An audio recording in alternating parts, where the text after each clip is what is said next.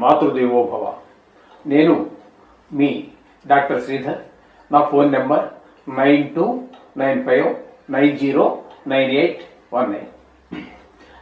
ఇప్పుడు మనము జనవరి నెల 2026 సంవత్సరం, కొత్త సంవత్సరం, ఆంగ్ల సంవత్సరంలో కొత్త సంవత్సరం జనవరి నెల. దీన్ని ఈ మాస ఫలితాలు మనం ఇప్పుడు చెప్పుకోబోతున్నాం, గోచార ఫలితాలు. మీనరాశి వారికి జనవరి నెల 2026 సంవత్సరంలో గోచార ఫలితాలు ఏ విధంగా ఉంటాయో సశాస్త్రీయమైన పద్ధతిలో తెలుసుకునే ప్రయత్నం చేద్దాము. ఇందులో నా కల్పితాలు కానీ మరి ఏమీ ఉండవు, బల్లల గుద్దురాలు ఉండవు. ఎవరో స్త్రీ మీ జీవితంలో ప్రవేశించి కోట్లు సంపాదిస్తాము, కోట్లు ఇచ్చేసి పోతుంది, ఇలాంటివి ఏమీ ఉండవండి.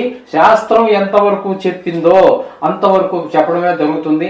కారణం ఏంటంటే మరి నేను చదువుకున్న గ్రంథాల్లో ఎక్కడా కూడా ఈ పైన మనం చెప్పుకున్నటువంటి ఏమి జరగలేదు, రాసి పెట్టుకోండి ఇది ఇంతే జరుగుతుందని చెప్పేసి సాక్షాత్తు పరాశరుడే ఎక్కడా చెప్పలేదు. రాసి పెట్టుకోవటం ఇవన్నీ జరగటం ఎప్పుడు ఎక్కడ ఏ గ్రంథాల్లో చదవలేదండి. నాకు తెలిసినంత వరకు శాస్త్రం ఏదో తెలుసు, చదువుకున్నాను, ఆ శాస్త్ర ప్రకారమే చెబుతాం. ఎందుకంటే ఎక్స్ట్రా ఏమీ ఉండదండి, నా కల్పితాలు కానీ నా కవిత్వం కానీ ఏమీ ఉండవు. ఇప్పుడు ముఖ్యంగా మీనరాశి వారికి చెప్పుకోవాలంటే జన్మంలోనే శని జరుగుతున్నది ఈ నెలంతా కూడా. అంటే జన్మంలో శని అన్నట్టయితే అది ఏలినాటి శని. ఈ ఏలినాటి శని జన్మంలో ఉన్నప్పుడు ఎక్కువగా చెడు అలవాట్లు, చెడు ఆలోచనలు, చెడు బుద్ధులు, లేకపోతే ఎవరో కలుస్తాడు, మనం అన్నీ వదులుకుని ఉన్నప్పటికీ కూడా వాడు ప్రేరేపించేసి అటు ఆ విధంగా మనకి అటు చెడు వైపుకి ఎక్కువ ఆకర్షించేటటువంటి ప్రయత్నాలు ఉంటూ ఉంటాయి. ఈ విధంగా ఉంటుంది. అలాగే శని జన్మంలో ఉన్న కారణంగా ఏ పని మొదలెట్టినా చేద్దాం చూద్దాం అన్నట్టుగానే ఉంటుంది, కానీ ఆ పని త్వరగా ముగించేటటువంటి పరిస్థితి. మందుడు కదండి, అంచేత త్వరగా మనం పని పూర్తి కాదు, మన సాయి శక్తిలో ప్రయత్నం చేసినా ఆయన ప్రభావం ముందు మన ప్రభావం కొంతవరకే, చాలా చాలా చాలా తక్కువ ప్రభావం ఉంటుంది. ఆయన ప్రభావంతో ఆ పని ముందుకు వెళ్ళేటటువంటి పరిస్థితి చాలా తక్కువ. చాలా అసలు పని వెళ్ళడం ముందుకి కష్టం. మన ప్రయత్నం చాలా మంది ఆయన ముందు పని చేయదండి. ఇకపోతే చతుర్థ స్థానంలో గురువు యొక్క సంచారం జరుగుతోంది. చతుర్థ స్థానంలో గురువు యొక్క సంచారం సుఖప్రదమైన ఫలితాలు ఇవ్వదాదు. చతుర్థ స్థానం అనేటప్పటికే దాన్ని సుఖస్థానం అంటాము. అది తల్లిగారికి సంబంధించి, విద్యకు సంబంధించి, గృహానికి సంబంధించి, భూమికి సంబంధించి, వాహనానికి సంబంధించి, మన స్వభావానికి సంబంధించినటువంటి విషయాలన్నీ కూడా సుఖాలకు సంబంధించి అన్నీ ఉంటాయి. కాబట్టి ఈ విషయాలన్నింటిలో కూడా గురువు అక్కడ 4వ స్థానంలో ఆయన యోగించడు. కాబట్టి ఈ దుష్ప్రభావం అంతా కూడా ఈ తల్లి గారి ఆరోగ్యం మీద కావచ్చు, ఆవిడతో మాట పట్టణంలో కావచ్చు, ఈ విషయాలన్నింటిలోనూ కూడా మనకి వ్యతిరేకమైనటువంటి ఫలితాలే ఇస్తాడు. కాబట్టి ఇక్కడ చతుర్థ స్థానం మనకి భూమి, గృహాలకి, వాహనాలకి సంబంధించి ఉంది. కాబట్టి ఆయా వ్యాపారం చేసేటటువంటి వారు, రియల్ ఎస్టేట్ వ్యాపారం చేసేటటువంటి వారు, లేదా వాహనాలు కొత్తవి షోరూమ్ పెట్టుకున్న వాళ్ళు, లేదా పాత వాహనాలు కొని రిపేర్ చేసుకుని అమ్ముకునే వాళ్ళకి, వీళ్ళకి అనుకూలమైనటువంటి కాలం కాదు ఈ మీనరాశి వారికి ఈ జనవరి నెలంతా కూడా. అలాగే మనకి ఇక్కడ కేతు భగవానుడు మనకి 6వ స్థానంలో సంచారం చేస్తూ ఉన్నాడు. కేతు 6వ స్థానంలో సంచారం చేసేప్పుడు చాలా శుభప్రదమైనటువంటి ఫలితాలు ఇస్తాడు ఆయన. గోచార రీత్యా మనకి ఆరోగ్యం బాగుంటుంది, అప్పులుంటే తీర్చేయగలుగుతాము. మనమే అప్పుల కోసం ప్రయత్నిస్తే తప్పకుండా అప్పు పుడుతుంది, దొరుకుతుంది. తద్వారా దాన్ని మంచి పనులకు ఉపయోగించడం కూడా జరుగుతుంది.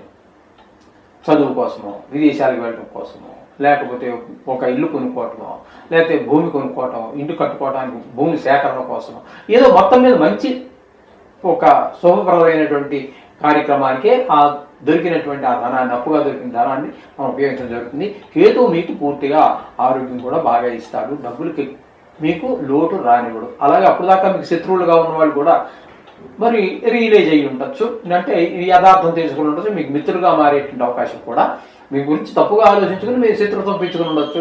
ఇప్పుడు చూసిన తర్వాత మీకు మంచి ఫలితాలన్నీ కూడా ఇచ్చేది, మీకు మిత్రుడుగా మారి మీతో స్నేహం కోసం అతను తాపత్రయపడేటువంటి అవకాశం గోచరిస్తూ ఉన్నది. ఇకపోతే దశమ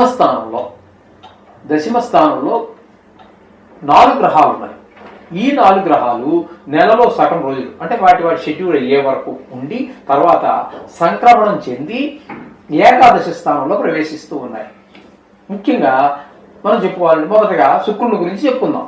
ఈ శుక్రుడు దశమ స్థానంలో 12వ తారీఖు వరకు ఉంటారండి. దశమస్థానంలో ఉన్నప్పుడు ఆయన మీకు వృత్తిపరమైనటువంటి, మీరు ఏ వృత్తైనా చేయండి, సినిమా రంగంలో ఉండండి, టీవీ రంగంలో ఉండండి, లేదా కిరాణా కొట్టు పెట్టుకోండి, కూరగాయలు అమ్ముకునేవాడు కావచ్చు, ఈ ప్రతి వాడు ఏదో ఒక పని చేస్తూనే ఉంటాడు. పూర్తిగా బెడ్ రిడెన్ అయితే మనం చెప్పలేం, కానీ ఆఖరికి ఫిజికల్లీ హ్యాండిక్యాప్డ్ కూడా ఆత్మాభిమానంతో బతకాలి, అడుక్కోకూడదు అనుకునేవాడు కూడా ఏదో పని చేస్తూ ఉంటాడు. అటువంటి వాళ్ళకి ఈ శుక్రుడు చాలా చక్కటి సుఫలితాలన్నీ కూడా ఇస్తూ ఉంటాడు. తదుపరి ఆయన సంక్రమణం చెంది ఏకాదశ స్థానంలో ఏ గ్రహమైనా యోగిస్తుంది, అందులో సందేహమే లేదు. కాబట్టి శుక్రుడు మొత్తం నెలంతా కూడా మీకు పూర్తి శుభప్రదమైనటువంటి ఫలితాలని ఇస్తూ ఉన్నారు. అర్థమైంది కదండి. ఇకపోతే రవి యొక్క సంచారం తీసుకుందాం. రవి యొక్క సంచారం తీసుకుందామంటే 14వ తారీఖు వరకు ఆయన ధనురాశిలో సంచారం చేస్తూ ఉన్నారు. ఇక్కడ దశమ స్థానంలో రవి యోగిస్తాడు. గోచార రీత్యా వృత్తిపరమైన అభివృద్ధి స్పష్టంగా గోచరిస్తూ ఉంటుంది. మీరు అక్కడ ఒక మంచి కమాండింగ్ కూడా చేయగలుగుతూ ఉంటారు. దాని మీద చేసేటువంటి వృత్తి మీద ఒక కమాండింగ్, ఒక పటుత్వం ఉంటుంది. మీకు మీ యొక్క అధికారం బాగా చలాయించే అవకాశం ఉంటుంది. అక్కడి నుంచి 15వ తారీఖు నుంచి నెలాఖరు వరకు ఏకాదశి, ఇంకా చెప్పాల్సిన పని లేదు. ఏకాదశి స్థానంలో అన్ని గ్రహాలు యోగిస్తా అని చెప్పుకున్నాం కదండి. అక్కడ కూడా మీకు 11వ స్థానంలో ఉండడం వల్ల ధనానికి లోటు ఉండదు, ధన అర్జన బాగుంటుంది, నైపుణ్యం బాగుంటుంది. ఇట్లాంటివన్నీ కూడా చక్కటి ఫలితాలన్నీ కూడా ఏకాదశి స్థానంలో మనకి గోచరిస్తూ ఉన్నాయి. ఇక కుజుడు తీసుకున్నట్టయితే దశమ స్థానంలో 15వ తారీఖు వరకు సంచారం చేస్తున్నారు. అది 15వ తారీఖు వరకు దశమ స్థానంలో వృత్తిపరమైన ఇబ్బందులు కలిగించడానికి ఆయన వంతు ప్రయత్నం ఆయన చేస్తారు. తదుపరి ఆయన 11వ స్థానంలోకి 16వ తారీఖు నుంచి నెలాఖరు వరకు 11వ స్థానం మనం చెప్పుకున్నట్టుగానే చక్కగా యోగిస్తాడు. కాబట్టి అక్కడ శుక్రుడు ఎలా యోగిస్తున్నాడు, అలాగే రవి ఎలా యోగిస్తున్నాడు, అలాగే కుజుడు కూడా యోగిస్తాడు. 11వ స్థానంలో 16వ తారీఖు నుంచి నెలాఖరు వరకు చక్కగా ధనానికి లోటు ఉండదు, అలాగే ధనార్జన బాగుంటుంది. ఏ వ్యవహారం మొదలెట్టినా, వ్యాపారం మొదలెట్టినా దిగ్విజయంగా దానిలో విజయం సాధించగలుగుతారు. ఈ విధమైనటువంటి ఫలితాలన్నీ కూడా మనకి స్పష్టంగా గోచరిస్తూ ఉన్నాయి. ఇకపోతే బుధగ్రహ సంచారం తీసుకుందాం. బుధగ్రహ సంచారం దశమ స్థానంలో 17వ తారీఖు వరకు ఉంటుందండి. దశమ స్థానంలో బుధగ్రహ సంచారం అద్భుతమైనటువంటి ఫలితాలు ఇస్తుంది. వృత్తిపరమైన, ఆయన వృత్తి కారకుడు కూడా, వృత్తి స్థానం కూడా దశమ స్థానం. కాబట్టి మీకు వృత్తిలో అద్భుతమైనటువంటి ప్రగతి మీకు కనిపిస్తుంది తప్పకుండా. ఆ విధంగా మీకు అంటే వృత్తి బాగుందంటే ఖచ్చితంగా మరి ఆదాయం పెరుగుతుంది కదండి. ఆదాయం పెరిగినప్పుడు మనిషికి సంతోషం పెరుగుతుంది కదండి. తను మొదలుపెట్టిన పని ఏదైనా దిగ్విజయంగా జరిగేటప్పుడు మనిషికి ఆనందమే కాక ఇంకేముంటుంది. అంచేత బుధుడు కూడా చాలా చక్కగా మీకు సహకరిస్తూ ఉన్నాడు. తదుపరి ఆయన కూడా సంక్రమణం చెంది మీకు ఏకాదశి స్థానంలోకి వస్తున్నారు. ఆ ఏకాదశి స్థానంలో కూడా అద్భుతమైన, మనం చెప్పుకున్నట్టుగానే శుక్రుడు, రవి, కుజుడు, బుధుడు ఈ 4 గ్రహాలు కూడా పూర్తిగా అనుకూలిస్తూ ఉన్నాయి. బుధుడు కూడా అనుకూలిస్తాడు. అక్కడ కూడా అక్కడ డబ్బులకి రెండో అప్పులు అసలు చూసుకోవాల్సిన పని లేదండి. ఈ మీనరాశి వారికి 15వ తారీఖు పైన చాలా చక్కటి ఫలితాలన్నీ కనబడుతూ ఉన్నాయి. అలాగే దశమ స్థానంలో ఉన్నప్పుడు కూడా మీకు శుక్రుడు, రవి, బుధుడు 3 గ్రహాలు, ఒక్క కుజుడు తప్పితే అన్ని గ్రహాలు కూడా మీకు ఈ దశమ ఏకాదశ స్థానంలో ఉన్న 4 గ్రహాలు, అంటే తక్కువ కాలం ఉండేటటువంటి 4 గ్రహాలు అనుకూలంగా ఉన్నాయి. అలాగే మనకి కేతు అనుకూలంగా ఉన్నారు. కేతు కూడా పూర్తి అనుకూలంగానే బయటకు ఉండటం వల్ల ఒక గ్రహం పూర్తిగాను మిగతా గ్రహాలన్నీ కూడా చాలా చక్కగా చిన్న గ్రహాలు అయినప్పటికీ కూడా నెల మనకి సహకారం అందిస్తున్న కారణంగా మొత్తంగా మీనరాశి వారికి కూడా చాలా బాగుందని చెప్పుకోవడంలో ఎటువంటి అభ్యంతరము లేదు. అయితే మరి 1-2 గ్రహాలు ఉంటాయనుకోండి. జన్మల్లో శని బాగలేడు, రాహు ఏమో ఈ స్థానంలో బాగలేడు.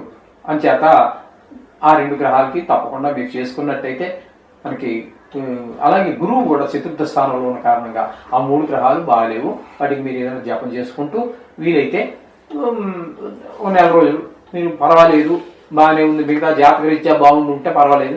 జాతకరీత్యా కూడా ఇబ్బందులు ఉన్నట్టయితే ఈ 3 గ్రహాలకి ఏదో మినుములు, శనగలు, నువ్వులు కాస్త దానం ఇచ్చేసుకోండి, సరిపోతుంది.